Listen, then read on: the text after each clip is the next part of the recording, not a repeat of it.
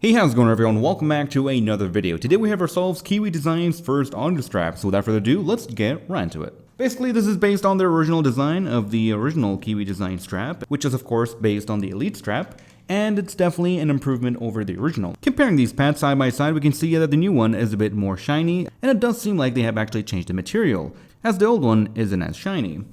Or it could be just because it's old. That being said, comparing this to the old one, in terms of comfort, this thing is much more comfortable. That is of course thanks to the added weight of the speakers, as well as the added clamping power from the sides, which kind of helps distribute the weight.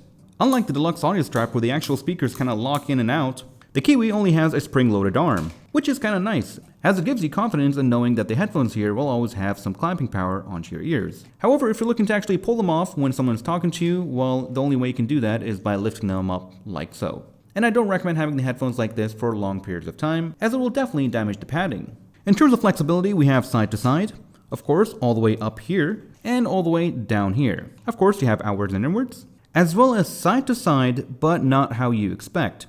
This is kind of weird, but basically if you're wearing this and you're not getting the right angle, although you can see it actually moving, it's moving kind of at a weird angle. And to get around that, you can actually go ahead and rotate this to get the right angle. So right now we have it locked in to the right side. We are currently pretty locked in, there's no adjustments, but if we go ahead and rotate it a little bit, we have some more adjustments, and if we go ahead and lock it to the other side, we can see that the angle is kind of different. So that is something that is kind of weird, so it's not free-flowing, it's at an off axis, which can be a positive, but at the same time, for certain people, they might find that annoying. But you do have the option to go ahead and rotate it to get the right tilting angle. And finally, we do have up and down. As for the cable itself, it's just the right length, not too long, not too short. It's just right, and it doesn't require you to tie it or velcro it anywhere on the strap, keeping things nice and clean.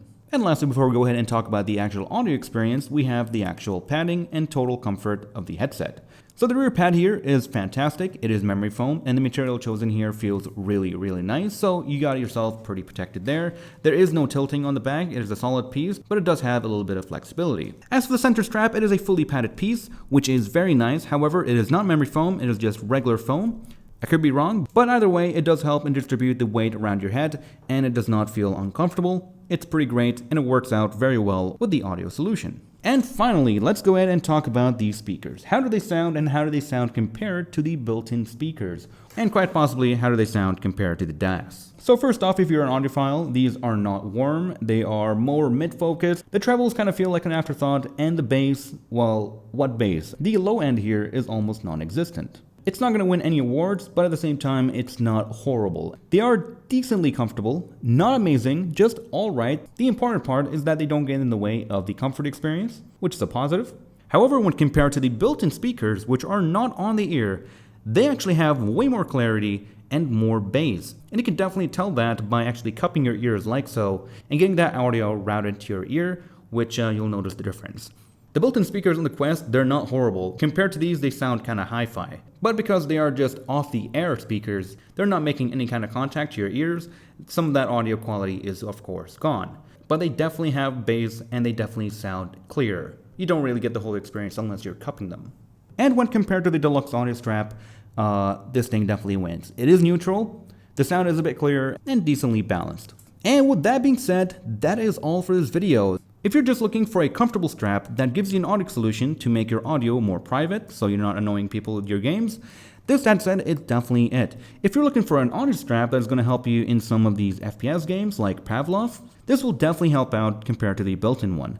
So for $80 is this thing worth it? Well, let's be honest, it's a bit too steep. And even if it's on sale for $60 the coupon, it's still a bit too much. Because if you're getting this for the audio experience, let's just say it's just not there. It could definitely use an upgrade, it could definitely use a refresh. The audio quality is definitely lacking. But overall, in terms of comfort, in terms of build quality, and the overall mechanics, it's a pretty decent headset. Except again, it's a pretty expensive headset, and at the same time, this is a strap without a battery, which nowadays is very important to have.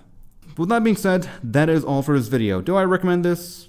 Well, if it gets a discount to maybe like 30 bucks, 35, $38, maybe I can recommend it. But at this time, the lack of audio and battery experience, it's definitely a letdown. But that's alright, because if they can go ahead and combine this headset with an audio experience that is better and a battery system, I think they can definitely have a winner on their hands.